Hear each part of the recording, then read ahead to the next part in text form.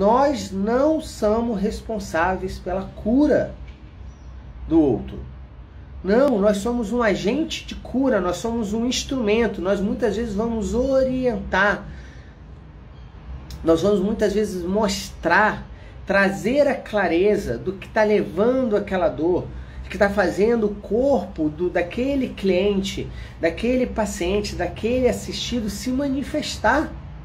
Mas quem faz a química da cura, vamos dizer assim, né, é o cliente, é o paciente, é o assistido.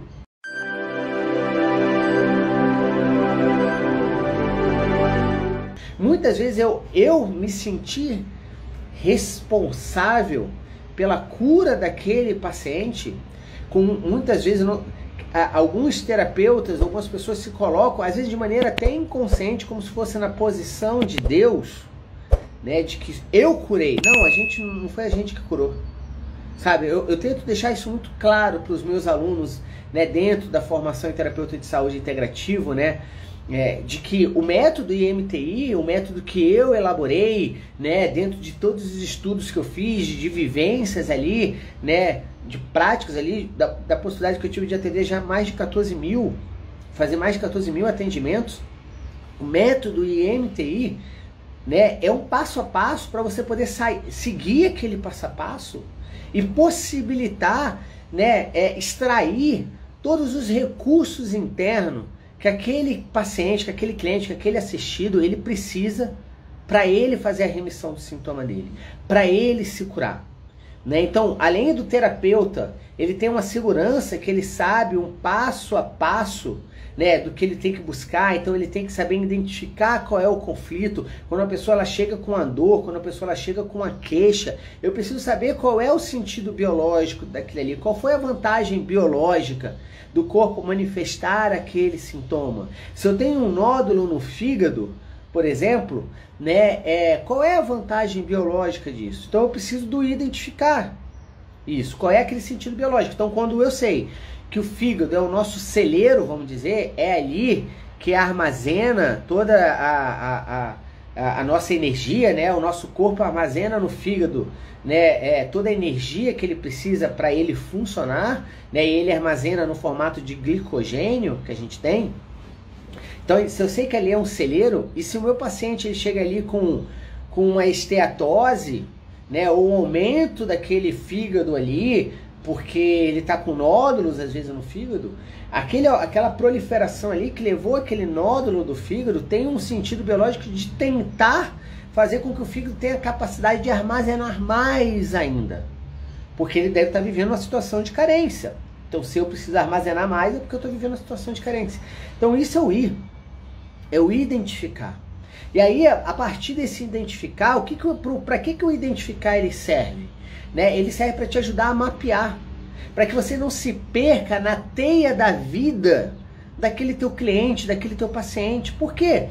Porque todo sintoma ele conta uma história, mas eu preciso saber qual é a história que eu estou buscando, porque a gente não vive uma vida de uma única história, de uma única situação. Não, a gente tem um emaranhado ali, um emaranhado que muitas vezes é até herdado, que a gente fala isso lá dentro da formação das heranças emocionais. Então eu preciso ser capaz, como terapeuta, de saber caminhar nessa teia da vida do paciente ali, né, do cliente, para saber o que faz sentido, para eu conseguir chegar no momento daquele estresse emocional que gerou, né, aquela resposta biológica pelo inconsciente do paciente, do cliente. A cura do paciente, ele segue uma lei universal, que é a lei do ritmo. O que a lei do ritmo fala que é uma lei universal? Né? Que tudo tem o seu ritmo, que tudo tem o seu momento, que tudo tem o seu tempo, que tudo tem o seu ritmo, tudo tem seu tempo. Então muitas vezes a gente precisa sim saber respeitar o tempo do nosso cliente, que muitas vezes ele é o primeiro contato que ele está tendo com você na primeira sessão, que muitas vezes ele está quebrando um paradigma, ouvindo, né, aquilo que você está trazendo de informação. Então às vezes não vai ser naquela primeira sessão que ele vai melhorar daquele sintoma, que ele vai se curar. Por quê? Porque ele precisa do tempo dele, ele precisa do ritmo dele. Entende? Muitas vezes ele precisa processar aquilo.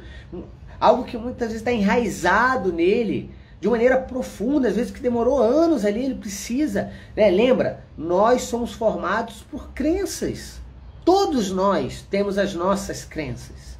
É impossível ter uma pessoa que não tem uma crença. Só que muitas às vezes pode ter crenças mais fortalecedoras do que crenças limitantes. Mas o que molda o teu pensamento, que faz muitas vezes você agir em pensamentos automáticos, ou você perceber as situações, são as crenças que você tem. Olha só, anota essa frase, que essa frase é super poderosa, né? O que você não expressa, tá? É uma frase do Rodrigo agora, né? O que você não expressa, então o que você muitas vezes não fala, o que muitas vezes você não compartilha, o que você não expressa, o seu corpo imprime. Entende isso? O que você não expressa, o seu corpo imprime. O que você não consegue resolver, né, de maneira consciente, o que você não consegue lidar de maneira consciente, o teu inconsciente biológico, ele vai tentar resolver por você. E a maneira que ele tem de tentar resolver por você, muitas vezes, é gerando um sintoma. É gerando uma doença. E na verdade, a gente fala muito isso, né? Sintoma e doença, porque foi assim que a gente aprendeu. A gente aprendeu a olhar um nódulo no fígado como uma doença. E não como uma busca de solução do nosso inconsciente biológico.